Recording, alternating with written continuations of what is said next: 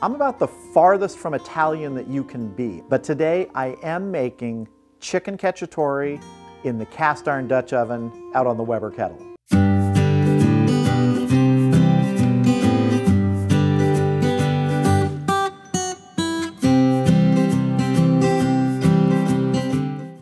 Yes, chicken cacciatore in the Dutch oven. It's really not that different a preparation from if you would do it on the stove. We're just doing it over charcoal. First thing I need to do is get this flour seasoned. We're going to be dredging the chicken in it.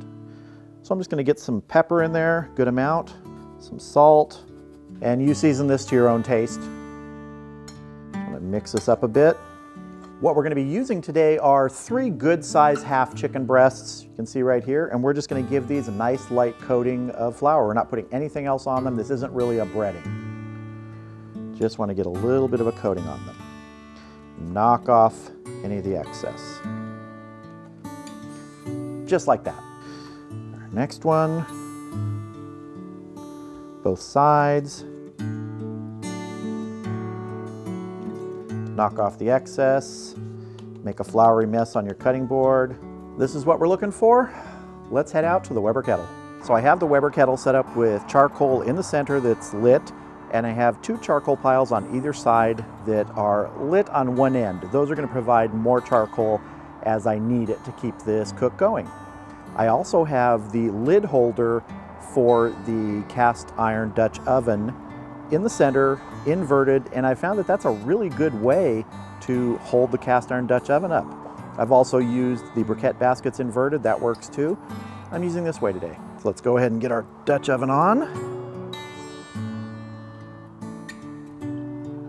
Okay, I'll even turn the lid around. So you can see that it's a lodge, 12.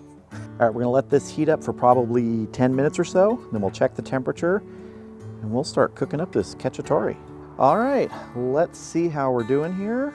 I'm gonna check the temperature with my infrared thermometer here. See what we can find. Getting there upper 300s. That's getting good. We're gonna go ahead and get our oil and butter in there. I'm gonna put a couple tablespoons of oil in here. A couple tablespoons of butter. All right, we're gonna start browning our chicken breasts. I'm gonna go skin side down first. Just wanna get a little color on them. See how we're doing. Give it a few more minutes. While that's cooking, I wanna move a couple more pieces of charcoal underneath here to keep the heat going. It's a good thing about keeping a ready pile, so the charcoal is already lit. See how we're looking here. I'll get some more color on it. A few more minutes. Got some good sizzle going here. Getting a little brown. And we're not cooking this chicken the whole way. This is just to give it color. It's gonna cook in the sauce we're gonna develop. And let's go ahead and turn these over. Get a little bit of color on the other side.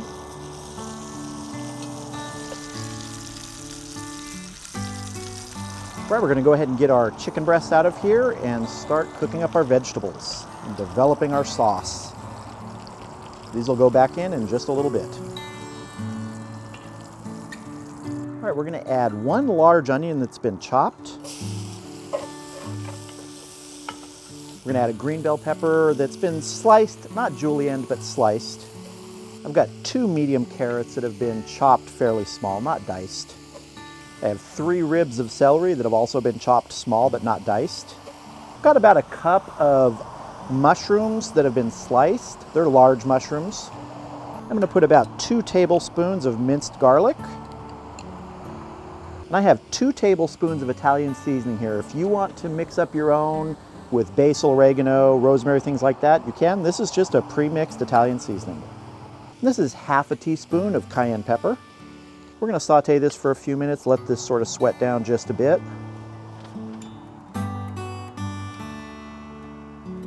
All right, we're going to add a cup of red wine. This is a Cabernet. You can use whatever you like. Give this a quick stir. Now I'm going to add a 28-ounce can of diced tomatoes with the juice included. I'm going to add a tablespoon of brown sugar. Now I'm going to add about 3 ounces or so of tomato paste. Now I'm going to add about a half a cup of tomato sauce, and I've got another half to go in case we need more. I'll give this a good mix. Add a little bit of salt and pepper. We'll be adjusting this for taste later on also. I think I am going to add the rest of the tomato sauce here. So that's a full cup of tomato sauce. And we're going to let this simmer for a few minutes. Scrape the sides down, get all that goodness in there.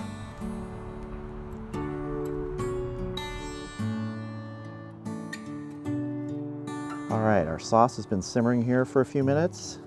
And now we're going to add 3 tablespoons of capers that have been drained. Stir those in. And now it's time for our chicken breast to join the party. I'm gonna put these in there, skin side up. You can also do this with a whole chicken that's been cut up. I just decided to use chicken breasts today.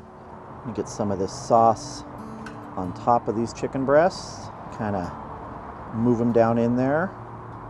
We're gonna be having this over some pasta when it's finished. And we want to keep this at a simmer. We don't really want this to get to a rolling boil. So if you need to, move charcoal out from underneath of your pan or add to it. I'm actually going to pull a couple pieces of charcoal out of here right now. Don't want this to get too hot. Just put them back in the ready pile. Now in just a minute, when this simmer settles to where I want it, I'm going to go ahead and put the lid on the Dutch oven. And we're going to let this go for probably about half an hour to 45 minutes. We'll check it maybe after 20 minutes once we do that. The internal temperature that we need for the chicken is 165 degrees. There's a chance it'll go a little bit beyond that, but that's fine.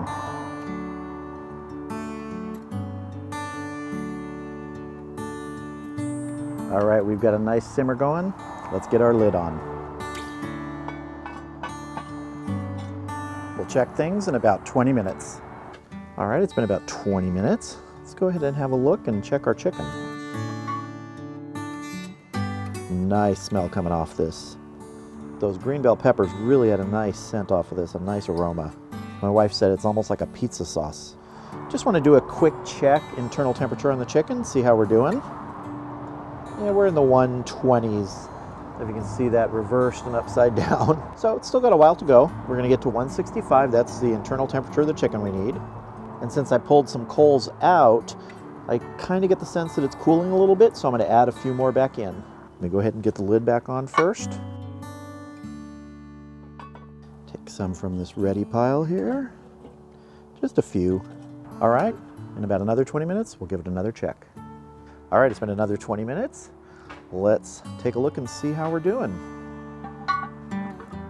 Oh boy, that looks good. Looking really nice. Let's check our chicken internal temperature here. Yep, we are going to be good. Let me turn this here. You can see it's upside down and reversed, but it's 162 and rising. It's going to be in this cast iron Dutch oven for a few minutes after we take it inside to cool and we get our pasta ready, so it's going to finish to 165 easily. But let's have a quick taste of our sauce and see if we need to adjust for anything. That's really nice. But I think I'm going to add a little bit of salt here. All right, this is good. I'm going to get this inside. We're going to get some pasta made, and then we're going to have a taste of this Chicken Cacciatore. All right, we have our plate of penne pasta. Let's get some of our Chicken Cacciatore on here. One of our nice breasts right here. Another one right here. Let me get some nice sauce on here now. Let's see. Oh, look at that. All those nice veggies in there. With all the drips I manage, can you tell I've never been a food stylist and never will be? Pasta, chicken, and an amazing sauce. I can definitely say it's time to taste. First taste is going to be some of that chicken, steaming hot. Let me tell you, I cut into this. Obviously, it's going to be moist and juicy. It was basically in a stew of that sauce. Let's see how the flavor is. I want another bite of that right away, and I want some of the sauce on it. I don't think you can beat how tender and moist chicken is. when you cook it like this, whether it's in a Dutch oven over coals or in a stock pot on the stove or in a slow cooker. You cook it to just the right temperature, but you have it surrounded by juices, surrounded by flavor, and it just imparts everything right into the meat. That was good. All right, now I have like a big old heaping forkful here of some chicken, some mushrooms, some sauce, some vegetables, everything. So let's see how it all goes together. Those mushrooms are really nice in here. Now, mushrooms aren't always part of a cacciatore sauce, but I decided to make them part of mine. Just like the capers are not part of every cacciatore sauce that you see, they add such a nice little saltiness, a little bit of a tangy bite to the sauce. And I've got to tell you, I really like these green bell peppers in here. And obviously you could eat this without any pasta at all, but you have all that sauce, so why not make pasta? I know some people will have rice with it. I just think it goes really well with a good pasta, and my favorite with this is a penne.